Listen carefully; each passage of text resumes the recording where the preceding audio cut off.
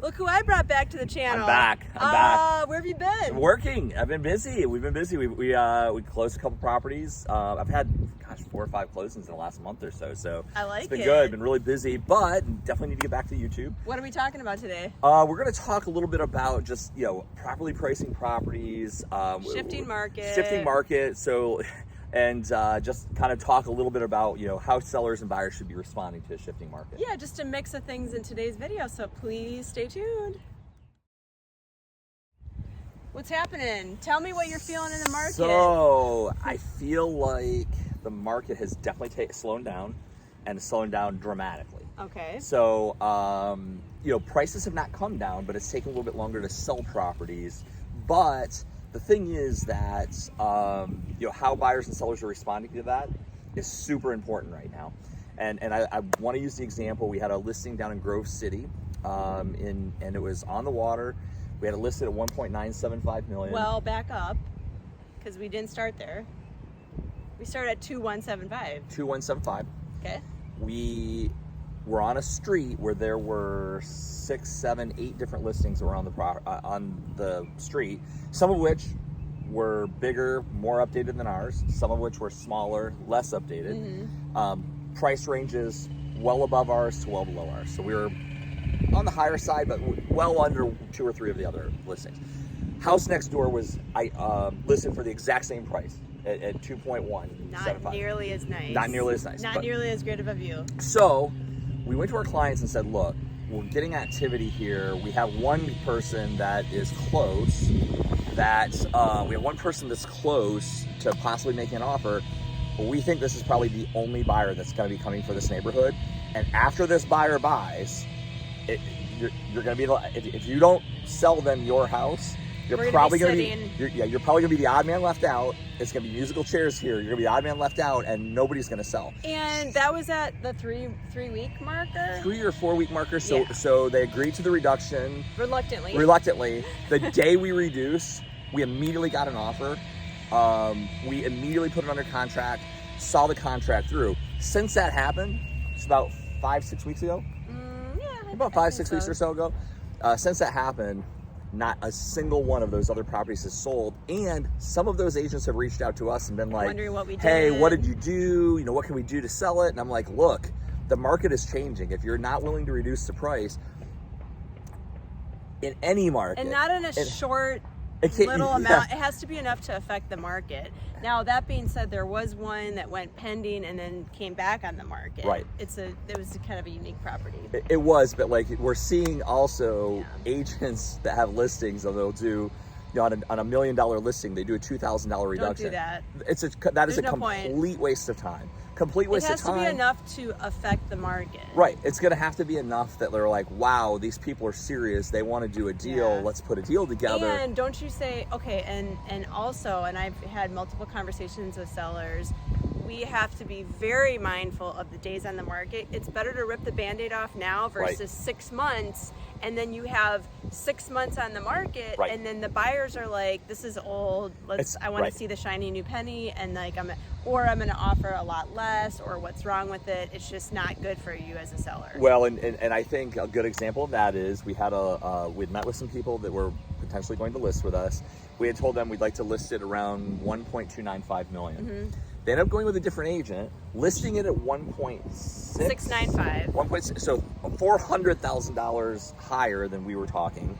Of course, it sat. They keep reducing. They're still above where we would have listed it at. Right. And we strongly feel that we would have sold it in that price range. It would have been probably around the 125 range. Well, now we have had some of our investors reach out to us and say, well, I might be interested at 1.2 million or 1.195 or 1.19. And so basically the learn, what you're learning from that is just properly price it. Listen to your agent if you're hiring a good agent. If it's not properly priced, make the reduction and make it quickly, rip the Band-Aid off and do it. But also make your agent show you the numbers, the data, trajectory, the stats, the visuals. The data right now is absolutely clearly saying we're in a slower market.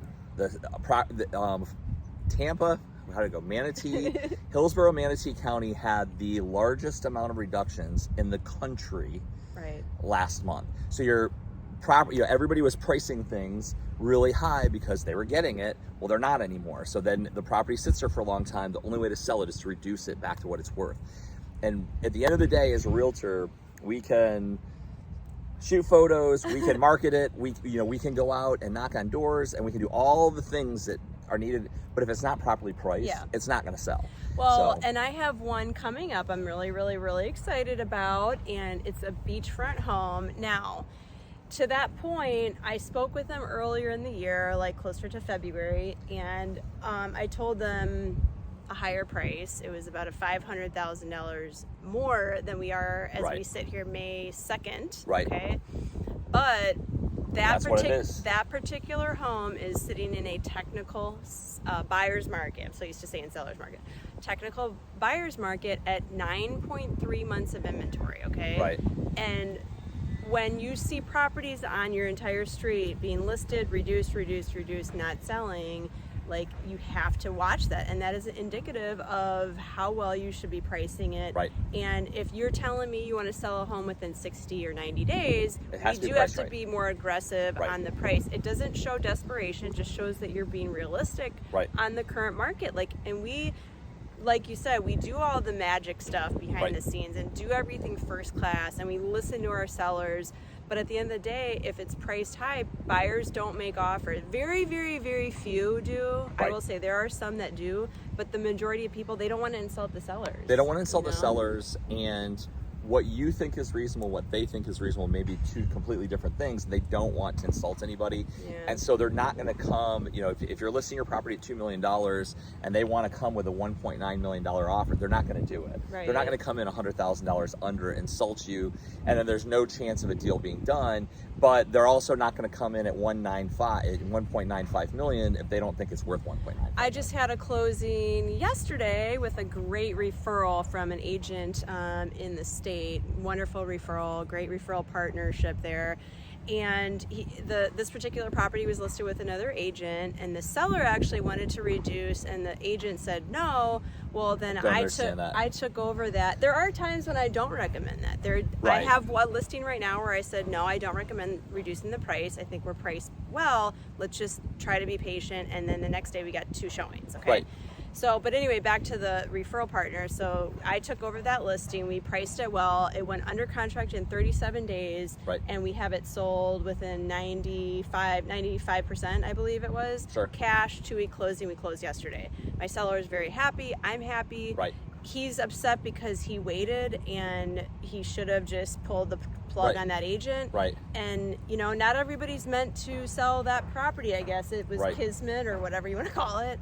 But, this is a really interactive time. We have to really communicate with you as a seller. Your agent should absolutely, if they're recommending a reduction, they better be sending you a whole list of one, these are the statistics, this is why, this is what I've done to properly market it, this is what I'm doing to hustle and make sure that I'm getting as many people to see this property, as many eyeballs on the property as I can. There better be a long email that's coming along with that conversation, and not just, oh, well, it's not selling, so let's reduce the price. And one of the biggest misconceptions, too, when we are we're very hyper targeting the right buyers, And everybody thinks all the buyers are coming from New York.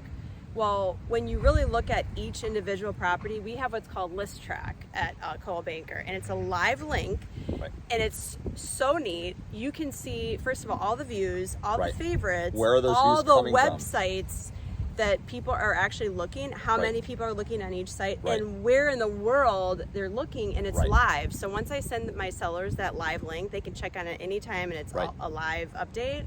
And actually, half the buyers are coming from Florida. So you're neglecting, if you're talking to an agent that's saying, oh, I'm connected to New York or Ohio or whatever, you're neglecting all the people right here in our backyard that are coming to buy. Like, this is a second home market. Gosh, it's really hot and sunny here. Ooh. I know, we suffer so. We suffer so much But here. so I think the big thing is this. If you're selling right now and the property's not moving, you really need to look at your price, like what has been done to market it.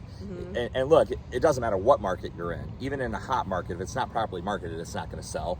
But if it has been properly marketed, your agent is doing all the things that they need to do in regards to marketing and advertising and getting the word out about your property, and it's still not moving. At the end of the day, everybody says any property boils down to location, updates, and price. Location. Look, and you can't move the location of the property. Well, you can't do that, yeah. You can't, unless you're going to take it off the market and substantially update the property. Most people are not going to do that in the middle of a sale.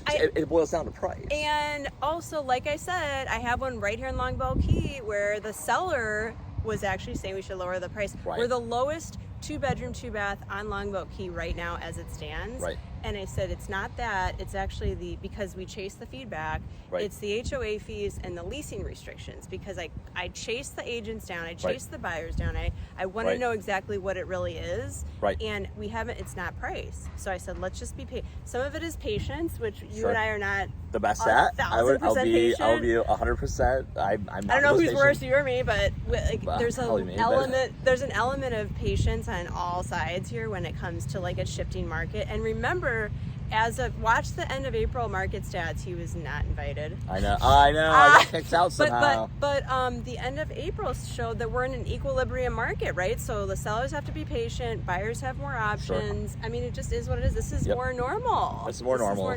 Which is a good thing. I do think at some point, I know yesterday they paused on lowering interest rates, but I do think that there will be a time where eventually rates will come down, and when they do, I think our market is going to come racing back.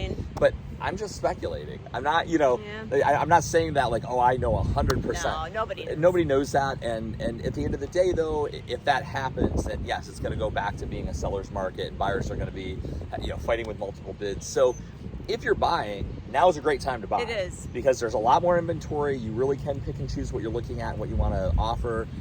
There's a little bit more negotiation, whereas if you go back a year and a half ago, 2 years ago during COVID, there's no negotiating. Yeah. Basically, it was going to sell at the listing price. Take it or leave it. Take it or leave it. If you don't want it, there's 15 people behind you that do. It's not a fun market either. So I think that like right now, if you're a buyer, you're in a really great position. If you're a seller, you just need to be sure that you're properly pricing the property. And if you do that, both parties will be very happy. And by the way, if you're interested to know more about the NAR settlement or anything having to do with the buyer-broker agreements, sure. We stay really educated on top of that. Right. Our office is really cutting edge in terms of the paperwork, sure. educating us and better informing our clients. I've done a few videos on that. Check that out. What else? That's it. That's pretty much it. Right? Yeah. If you'd like to reach me, you can feel free to call me anytime, 24 hours a day on my cell phone, 941-586-2460. And I'm at 941-544-7690. We want to hear from you. So if email is better, it's shaylatwit@gmail.com.